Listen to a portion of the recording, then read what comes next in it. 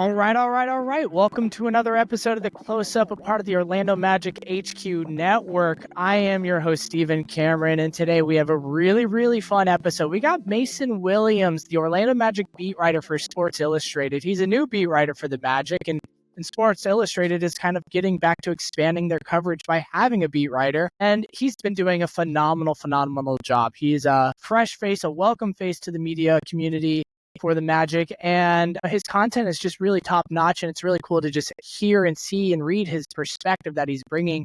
We have a really awesome conversation. We recorded this Monday early afternoon. We're going to be releasing it today before the Pacers game. If you get a chance to listen to it before the Pacers game, we do talk a little bit about a Pacer Magic preview towards the end of the episode.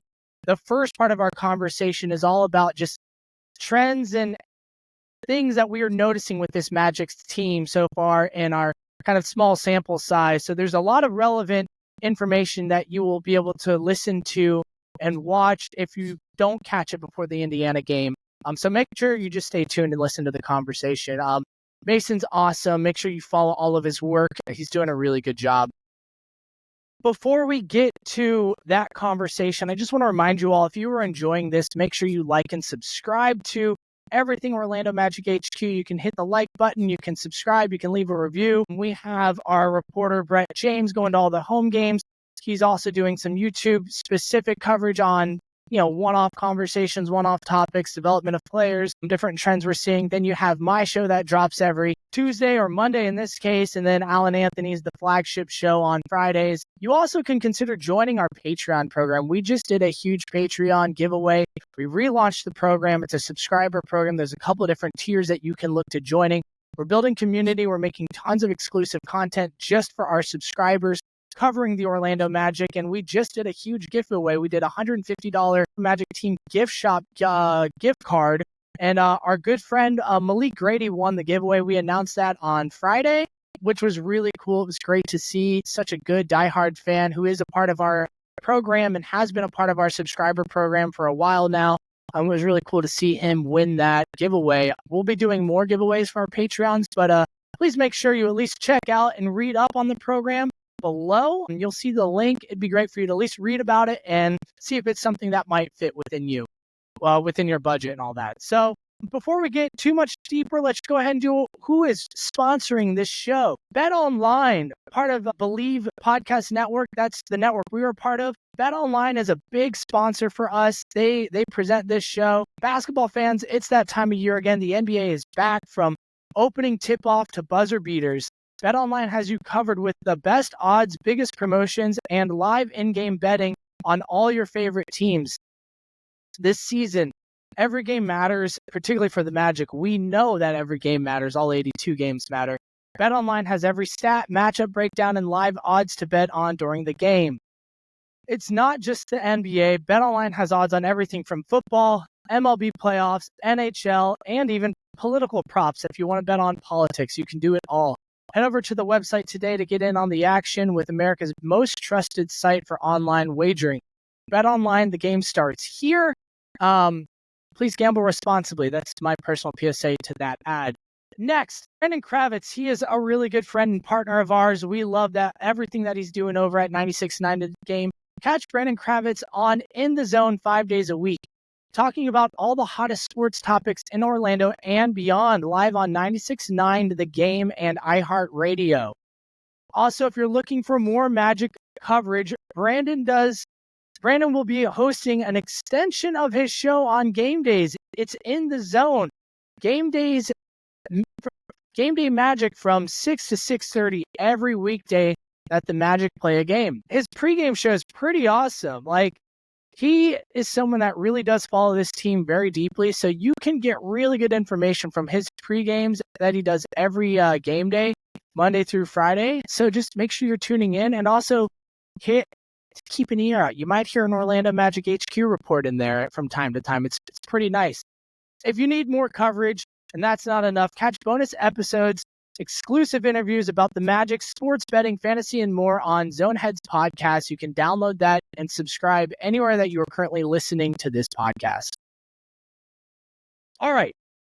We've said a lot. I want you to enjoy this conversation with Mason Williams. Go Magic. Let's go. Like I said in the intro, Magic fans, we got Mason Williams, Sports Illustrated beat writer for the Orlando Magic. Mason, welcome to the show. Your first time joining us over here today at Orlando Magic HQ on the Close Up podcast.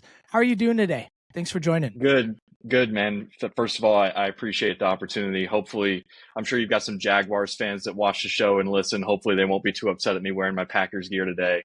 Malik Willis pulled it out for us yesterday when Jordan Love went out. But no, I so appreciate the opportunity, and I'm excited to talk some Magic basketball. I was, before we get into that, I was like really bummed because Jordan Love is my quarterback in my work league. Thankfully, CD Lamb, who I also have, like really pulled it out for me in a really close matchup. But man, that Jordan Love only getting me 6 points didn't do me a lot of favors and built a lot of confidence early on yesterday's game. So I've got him too, man. He only got me 8 points in my league, but thankfully I have Josh Jacobs who got 2 of our touchdowns yesterday. So that was where my aggregate performance came in. But yeah, no. So I'm always a guy where, I'd rather my team win than my fantasy players play well, but it's a nice bonus when both happen. So that makes sense. I got 1 or 2 yesterday. So, I grew up in Orlando. Parents at the time, my dad was not really into football. Now he loves the Bucks. So I didn't grow up with a ton of football. So when I moved to California and to Oakland, just a few minutes away from the Raiders, I became a Raiders fan pretty hard. And now I'm a free agent. They left. So I still live out here. So I do care more about my fantasy league and being able to talk trash than I do about football. But we're not here to talk about football, Mason. It's a nice little subject. We got some Magic basketball to talk. We're recording this Monday morning, early afternoon. It'll be released here in just another hour or so, for the Magic take on the Indiana Pacers at home after their quick 1-game road trip to Memphis, where they kind of got their butts smacked a little bit. 2-1. In my opinion, they've had a good start outside of the Memphis game to the regular season. It's very small sample size. So we're Brian Windhorst calls it small sample size theater right now. Just kind of want to talk about some takeaways, some observations, and kind of what we're seeing from this Magic team so far, just a few games into the season. This is your first time really covering the Magic this far. You weren't with the Magic last year. I know you did your homework on the Magic and kind of what their history has been. What has been the most surprising thing so far this year to you in these 3 games that we've seen? That is something that you might not have expected. You've taken on this new position and this new beat, Magic. Yeah, that's a good question. I think the thing, because I've always been like a general NBA fan as well, so watching the Magic was something I did last year. I watched a lot of different teams last year, even when I was still covering college sports. So the thing that really stuck out to me last year, and it has carried over into this year, and it's a lot of personnel, it's a lot of scheme-based stuff as well. But to see a young team that's so connected on defense and really prides itself in playing that way and making that their identity, that's what has obviously stuck out to me about the way Orlando plays this year. Nobody wants to play a team that has so many guys that have so much positional size throughout, and it seems like they live in the passing lanes. They have a couple of guys who could strip the ball from you, really from some of the game's top shot creators and playmakers on the ball. So, and then defensively with that being, kind of their calling card, that's where their offense is going to derive from. And that was, I think, what we saw them stray away from in Memphis on Saturday night, was that they kind of got away from their identity. They talked about that a lot in postgame, and not just Jamal Mosley, but the young guys, Franz and Jalen, they both talked about it as well. So I think what stuck out to me about this team, besides their defense, is just the maturity that the group has. Going through the playoff series last year, I think really helped them in the season-long grind that, it came down to the last game where they had to avoid the play-in, and then all of a sudden they were in a 7-game series with Cleveland. I think they've really built off of last year's foundation, and I would agree with you in saying that it was a solid start to the year. Starting with 3 games in 4 days was always going to be tough. Yeah, and definitely. it being a home away back to back, a one-off game, and tonight even being a one-off home game, it is still a little bit of a challenge before a 5-game road trip. But I think Orlando will be happy to be home tonight and, get to feel the Kia Center's energy behind them. But I think really the defense and the maturity, and I know we'll get into some of the more specific elements, but from a broad angle view, that's what's really sticking out to me about this Orlando team so far. You hit a lot of things there they're resonating with me too, but it's always interesting to hear it from, I was very interested to hear your perspective, considering like this is your first time. And yeah, you've watched the NBA, you were covering it before, but it's different when it's like, this is my laser focus this season. Yep. Cool. And I've gotten to see this front office draft and acquire different types of players, and they're constantly talking about the character and the types of people they are. And I think that's why when you mention this team's maturity level, they got a ton of experience, like you mentioned, last year in the playoffs. But I think it's also just the types of people that this front office chooses to bring into the organization, which allows them to have that kind of, you don't have to worry about these guys not being locked in, right? They're going to show up correct to practices every day. These aren't the types of people that we have to worry about, going out and doing things that might not put them in the best position to perform on a game day, outside of practice and stuff like that. So it's just cool. And I think it's just like a testament to the type of, culture that this front office and Coach Mosley has really built, to keep them all locked in, to keep them engaged. We're talking about players that are 19, 20, 21, 22, like acting like they've been in this league for 5, 6, 7 years when they've hardly scratched the surface, which I just think, again, is like, it's really cool when you don't have to worry about that, because you see some of these other teams, Charlotte Hornets have had a lot of, issues here and there, and it's around the league, right? And the Magic will probably have some of that here and there, or if they've had, we just don't know about it. At least it's not like breaking the law or anything like that. But they've got a maturity to them, which is really cool. Mentioned defense, and we were going to talk about this earlier, a little bit later, but I kind of want to bring it up now because like their identity is defense, right? Yes. That's what they built last year. That's what they want to do this year. They want to be a top 3 defensive top. Yeah, I'm saying top 3. I imagine that's probably roughly within their goals too, that they want to be one of the best defenses in the league. Let's talk about KCP for a second. His shot necessarily hasn't been falling. He's been okay a little bit, but not like we're expecting him to get into his rhythm at some point. But defensively, he's really made an impact. What have you noticed there? How has he really connected with that perimeter defense next to Jalen Suggs and Franz Wagner? Talk a little bit about KCP, our good friend Kenny, and how he's really impacted this team.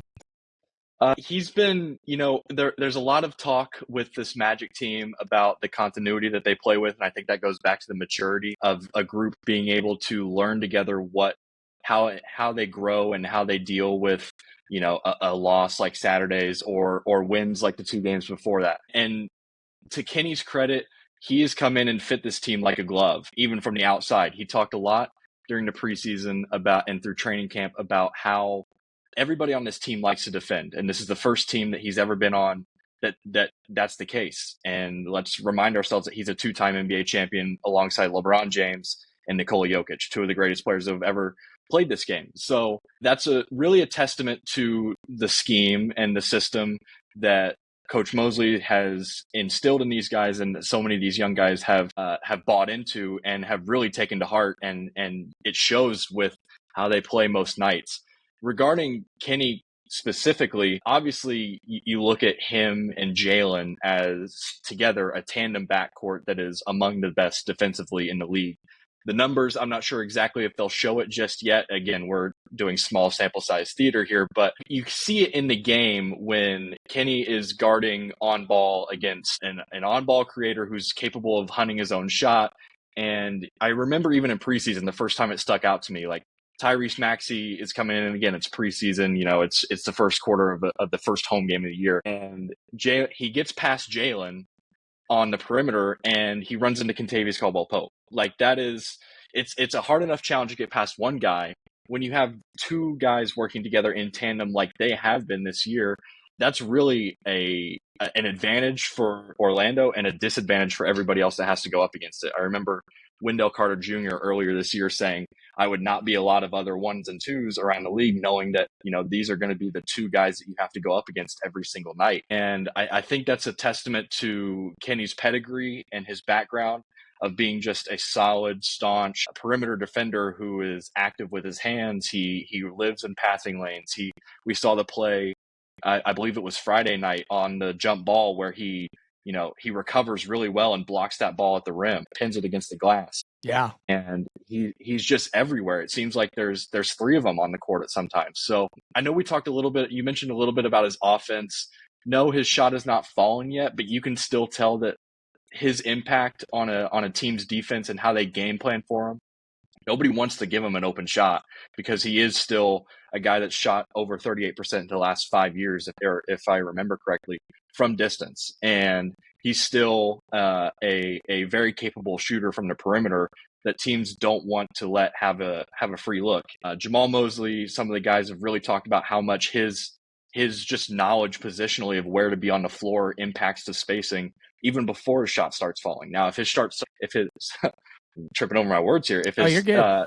If his shot starts falling at the kind of clip that we've become accustomed to seeing from him, then that, I think, takes this Orlando offense to a whole nother level, because not only are you drawing the attention away from Paolo Banchero and Franz Wagner, and even Jalen when he's on the ball a little bit, because I think some guys are going to start pressuring Jalen a little bit more with the ball, given his relative newness back to the point guard position. If a defender has to close out harder on Kentavious Caldwell-Pope in the corner or on the wing, then that just does so many things for the Orlando offense that they haven't had that element of consistently over the last few years. So obviously he brings championship pedigree, he brings a cool head, he brings a calm demeanor to the locker room, but what he does on the floor defensively, offensively, on both sides, I think has really, it's one of those things where you won't see it in a box score.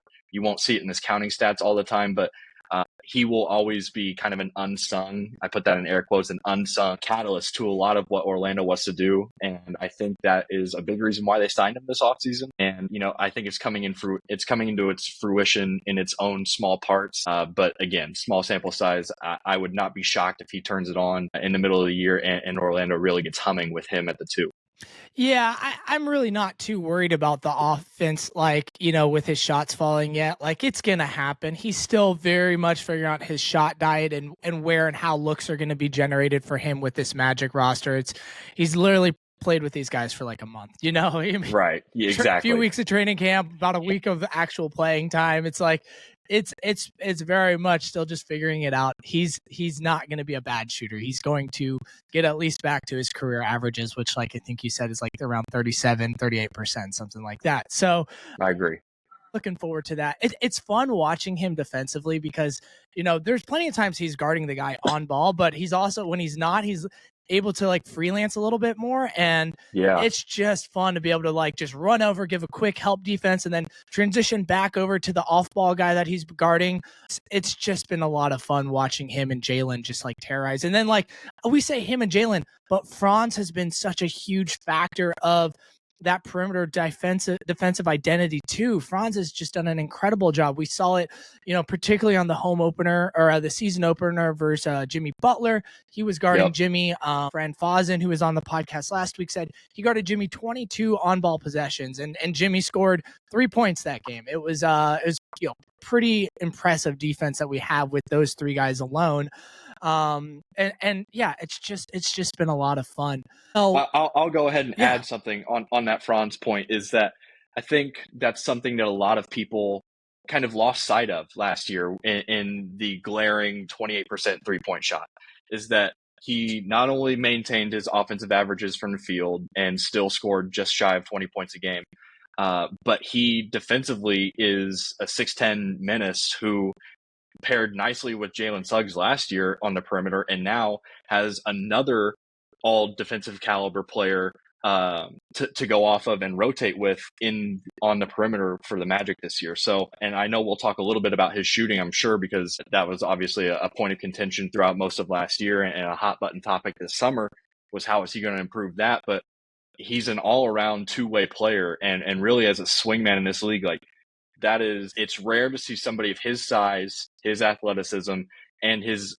scoring capability also be so locked in defensively and take so much pride in that aspect of his game. So I think there's a lot to, I think it goes back to how Orlando's front office has built this team, how they've selected these guys. They're very intentional. They know it's unconventional, but it's very intentionally unconventional as to how they court their lineups and how they decide who is going to be a cornerstone of this future. So that's why he got the big contract this year, despite the shooting downfall last year. And that seems to, at least if small sample size proves to, carry out over the season, that seems to have been a bit of an overreaction from everybody. And again, how can you not a little bit, be maybe slightly concerned when the percentages are that low? But, he's really bounced back well to begin this year, and the defense has just taken another step forward. I truly believe that. Man, you're crushing it, which is like helping me with my transitions. Because let's just talk about the shooting even more deep, right? Now, again, small sample size, people. It's very small sample size, but he's shooting 45% from 3 in 3 games. Like, okay, again, it's 3 games, but 45% from last year where he was shooting 28%, right? And we'll see this number get a little bit more rounded as we get to like game 10, game 15, particularly around game 20. We'll really know more about how things are settling, because things are just so wildly skewed at the moment.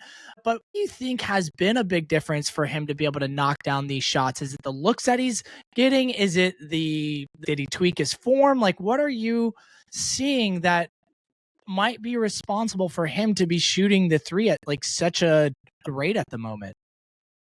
I would think a lot of it would have to be just the quality of the looks, and that goes back to the spacing that Orlando's offense has really emphasized a ton on improving this year. Not necessarily so much drastically is different with how Orlando is really initiating its offense. I know we talked a lot about Jalen Suggs moving into a point guard role, but I don't think I'm overstepping when I say that Orlando is probably still most comfortable when Paolo Banchero or Franz Wagner is initiating the offense, or they're working together in tandem in a 2-man game or something like that, or they're operating out of the mid post, wherever. Orlando finds a lot of comfort in their offense, in their offensive initiation, a lot of different ways.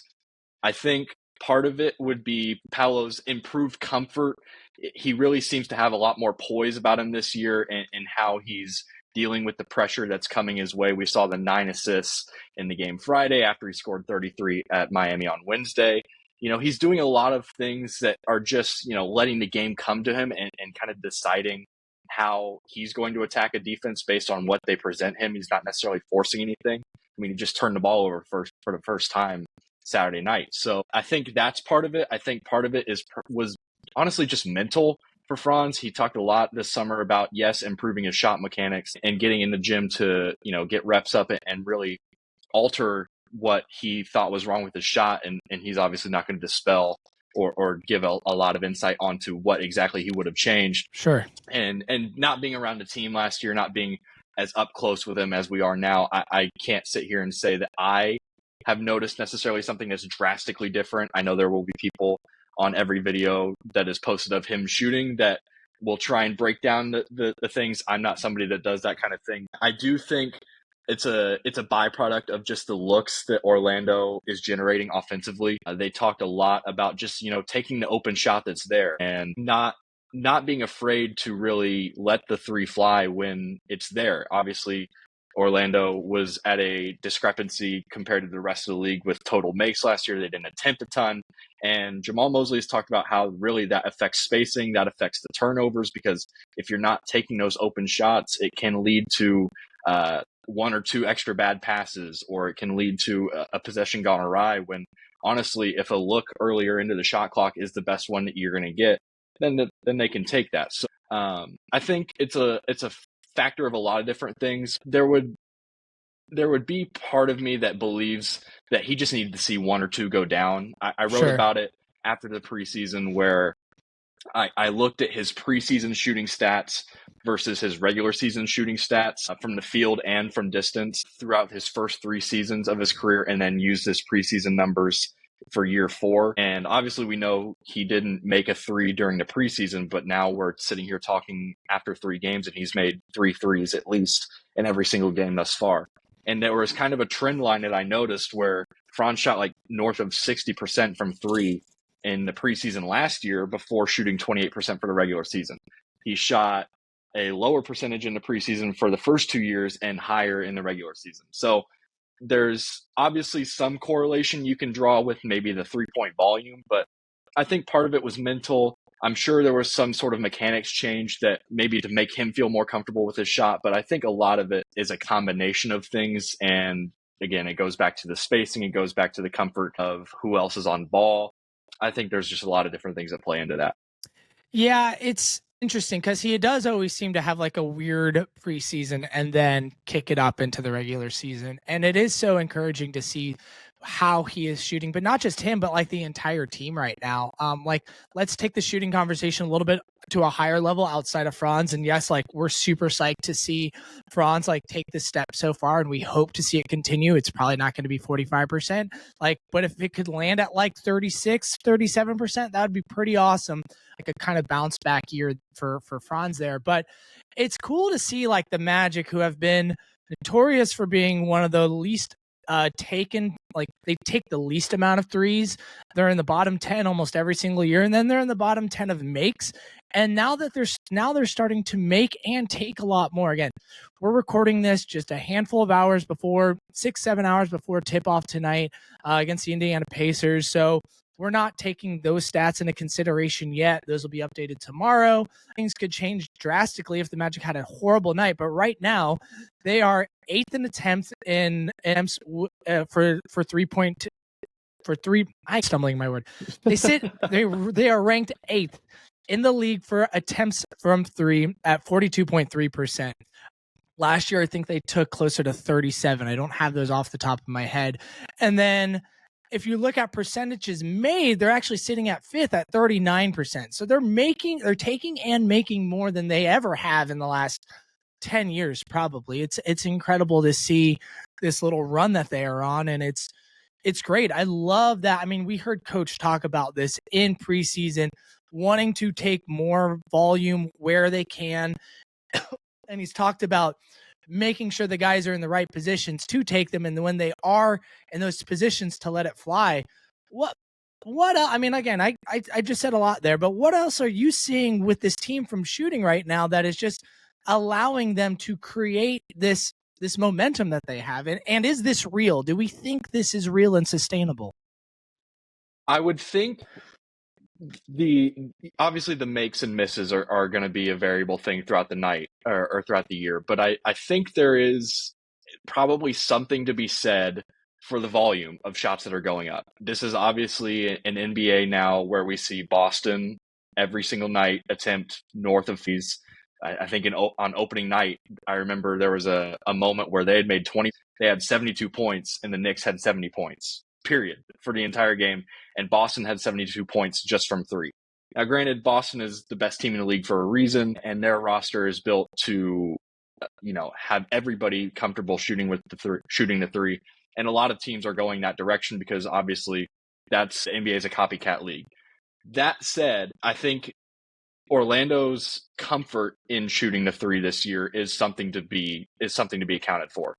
It won't always, I would assume, I don't think it would always amount in the kinds of totals that we saw on night one. I believe they were 18 of 49 from three on night one, if I remember correctly. But I remember going into the Memphis game Saturday, I think I actually had a tweet drafted that I was going to, because I didn't want to tweet it out just after two games, because again, the sample size being so small. But the Magic had taken, I have it pulled up now, the Magic had taken 79 threes through the first two games, and 74 of them had been classified as either open or wide open by NBA.com, which means that the closest defender was either 4 to 6 feet away or 6 feet or further away. Sure.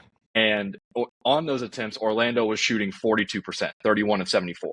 So there is real substance in those kinds of numbers in not only taking more, but making more open threes. And I think that goes back to Orlando, having the mentality of, hey, we need to be more comfortable. We need to be more willing to let threes fly this year, even if they're not going to fall at the rate they will for other teams, because the volume can make up for that a little bit. Obviously, recklessly taking threes is not the formula that a team should follow. And I think Orlando has done a good job so far of not falling into that, being like, okay, guys, we need to get 43s up tonight. No matter how it happens, get there. Because on Saturday night or Friday night against Brooklyn, they were, I think, 15 of 30 from three. Like, so the amount of attempts weren't there, but if they're living in that 13 to 17, maybe 18 makes a night from three, that drastically changes the ceiling of what Orlando's offense can be, just because that isn't where they've been in the past. We talk about a team that was last in total makes last year, and we obviously know the history with this team's maybe hesitancy to shoot from outside and the lack of makes that they have compared to the rest of the league. There's in the modern NBA, you need to take and make threes, and that's just how the game is transitioning. Because otherwise, you're not going to be able to keep up with teams that do. I think there's some substance there. I would expect a little bit of a regression in the mean. Sure. Obviously, this isn't, I don't think, sustainable volume wise or makes wise throughout the entire year. But if it's even just a 1 or 2% increase, I mean, even with Franz Wagner, we talk about him going from a 28% shooter from three to maybe 34 or 35%. Even if he's just back to where he was his first 2 years of his career, you're talking about another 20 point per game scorer for the Magic. If Kentavious Caldwell-Pope figures his shot out, obviously I'm looking here, he's 14.3% from the year, but he's a 12-year guy. I'm assuming he's going to get this straightened out before long. And I think you would just have the confidence in him to do that. Like, there's another lethal guy that can shoot from distance. Jalen Suggs is over 40% this year after being 40% last year. And he's just taking another jump, or he's just taking a jump in that category every single year. Yeah. I think it's a little bit of growth from these guys, entering their third or fourth year, and also just the understanding and the comfort of being able to play with one another. And having more equity on the floor together, having more time invested in one another.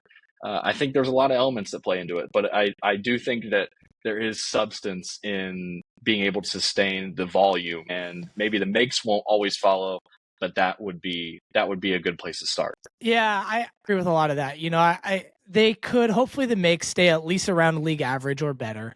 There's reasons why they didn't just let Gary Harris walk and retained him and brought him into the second unit when they brought in Kentavious Caldwell-Pope, wanting to continue to establish, like, hey, we value two-way players. We value what Gary Harris did for us. He's a career like 38, 39% three-point shooter at, 4 or 5 attempts per game. It's not that crazy high volume, 9 attempts per game guy that we, Magic fans like kind of were at one point hoping they would go get. But, you bring in Kentavious Caldwell-Pope who takes 4 or 5 per game, then you retain another guy that takes 4 or 5 per game, and then you're developing Jett Howard who lets it fly every time it touches his hands. I've never seen a release so fast in my life.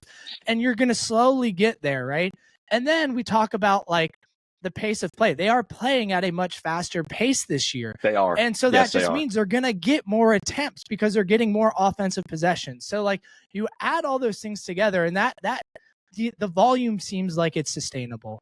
Like you mentioned, the percentage will come down to earth probably. Like, I do not expect them to stay at 5th in the league, but could they be top 15, top 12? That might be a good range for them. You brought up one thing. You brought up Gary Harris. He's only taken threes this year. Yeah, he's shooting 57.1% from three, and he's literally been a second unit 3-point specialist. He has not taken a shot that has not been a 3-point attempt this year. He's not taken a free throw. He's not taken a mid-range shot. He's not attempted anything at the rim. Every single shot that he has taken this year has been a 3-point shot. So there is substance to it. There really is. And it's, man, I what happened with Gary Harris, why he only played 4 minutes in that last game. I'm wondering if like maybe he was feeling a little bit off with whatever sickness is going around the team and try to give it a go, but now is feeling better. Like, real quick, like, do you know any insight on why Gary Harris only played 4 minutes? Was it just coach experimenting and trying to figure things out in that game, or because he wasn't on the injury report? No, he wasn't on the injury report, but I would think part of it is the fact that it's the third game of the year, second night of a back-to-back, and there's, I wouldn't look too far into it. If he doesn't play as much tonight, I think there would be more concern about that. But I think there's probably just a chance early in the year to figure out, okay, we can't run with just 9 guys right now, like you want to later in the year. So I would assume that getting Jet some run in those moments, and obviously we talk about him being a very capable and very willing shooter. I think that would be part of it. And then obviously with the way the game trended in the second half, even after the 21-0 run, just, kind of cut your losses, acknowledge that it's a long season, and know that you'll be able to get some minutes elsewhere. So I wouldn't look too much into that from Saturday night. And he is a guy that has an injury history, so giving him a little bit of time off here and there, just managing his minutes on nights when it's clear the Magic don't have it, doesn't makes a lot of sense. But it was something I noticed. I was like, that's weird. He played 4 games and then 4 minutes and then didn't come back. I mean, it's okay. It's a long season. Yeah. We want him healthy for the postseason, and to avoid those injuries that are going to take him out for long periods of time. So let's spend a few minutes before we wrap up this podcast talking about the game tonight in this upcoming road trip. Tonight, mostly, they're playing the Indiana Pacers. This is a team that, they're coming off a bad loss, an overtime loss to the Sixers. They've kind of had a rough start to the year, to be honest. I know I was talking to an Indiana Pacers fan earlier today, my friend Alex Golden, who does the it's Setting the Pace. Setting I think, the Pace. maybe? Yeah, exactly. Yes. Great podcast. I've known Alex for a long time. I love their show. So if you're at all interested in a Pacers perspective, Magic fans, go check out Setting the Pace. But talking about how, he's been really disappointed with the start of the season. What are some things, like when you look at tonight's matchup, the Pacers that you're going to be looking out for, from both teams to they're both going to want to have bounce back games. The Pacers are on a second night of a back-to-back, but they're looking to kind of reset the tone for this year for them. And, the Magic, they just had a blowout loss. So, and I know they're going to want to protect home court, but like, what are you going to be looking for tonight? I think what's really stood out to me, and being from Indiana, being around the area, I was actually texting a couple of my friends last night who are tuned in, locked into every game that the Pacers play. And I was like, okay, guys, obviously I'm paying more attention to the Magic than anything. What's going on with the Pacers this year? This is a team that tied with the Magic for the same record last year and was an Eastern Conference finalist appearance, made an Eastern Conference Finals appearance behind one of the best offenses we've ever seen in league history, one of the quickest offenses we've ever seen in league history. And I think part of it stems from Tyrese Halliburton has had a slow start, obviously a former All-NBA, I believe former All-NBA, a former All-NBA point guard, has had a slow start to this year. His shot necessarily isn't falling this year. So that's going to be a tough matchup, I would assume, for Jalen Suggs, Kentavious Caldwell-Pope, the Magic backcourt. Anytime a guy like him, like Ja did on Saturday night, can push the pace, and especially when you talk about the pace that the Pacers have played with in the past, and looking at how Memphis just kind of ran past Orlando on Saturday night, I think the pace conversation is a bit of a concern for Orlando. We talked with Wendell Carter Jr. this morning at Shoot Around, and he said, that's kind of the way that teams are going to want to play Orlando this year, that they kind of got some insight into, hey, nobody wants to play against our half-court defense, so they're going to try and beat us down the floor before we get set up, because obviously when that kind of length gets set into their positional, where they want to be positionally on defense, and is able to switch everything without having to match up just in transition and maybe not be on who they want to be guarding up against, there's a real advantage that the offense can have when Orlando isn't set up like that. Because once it gets into a half-court setting where, yes, we talk about Orlando playing faster offensively, but when the game slows down in the defensive half-court, that is where they're at their best. So I would be curious to see if Indiana is able to find its pace this year. I was looking last night and this morning that they are in the bottom 5, actually. I think if the statistics are still true, they're in the bottom 5 of pace this year so far. And again, small sample size, they're struggling offensively to begin the year, and they're not rebounding well. They're turning the ball over a lot. So a lot of that goes into giving away possessions and not being able to secure second chance points, that kind of stuff. But I think offensively, they've really struggled, and they're going to want to find their groove a little bit. I remember writing about that last night, is that they're going to want to find a little bit of their groove. And obviously Orlando defensively is going to want to return back to the identity that they have made their own, that they strayed away from on Saturday night. So I'll also be curious to look at the energy level. Obviously, Indiana this is the second night of a back-to-back for them. It was a day-night back-to-back, not a night-to-night back-to-back.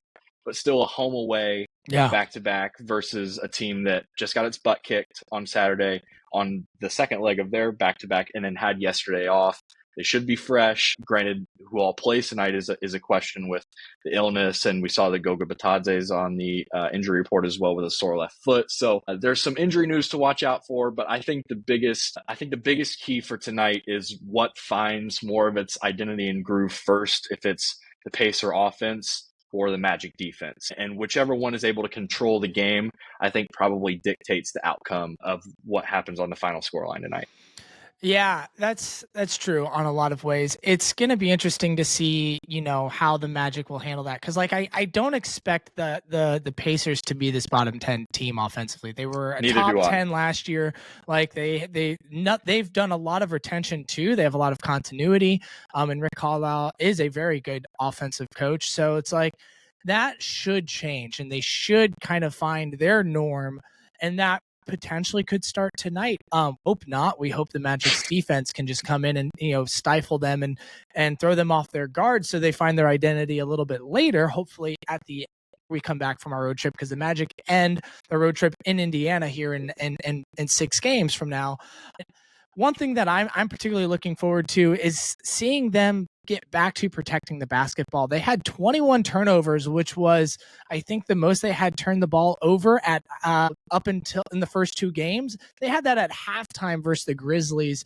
I think had 5 turnovers in the game, and Suggs had a few, and it just was not a great. The defense from the Grizzlies really with the Magic's offense, and they were just making bad decisions, not passing the ball properly, and just kind of forcing things. I want to see that get a little bit more connected tonight, and kind of see if we can find this balance of, are they this team that's going to turn the ball over a ton like they've done in years past, or are they kind of what we saw in the first 2 games, where there a little bit more protection of that ball and limiting those turnovers? So a couple of things for you all to look for. Oh yeah, go ahead, Mason.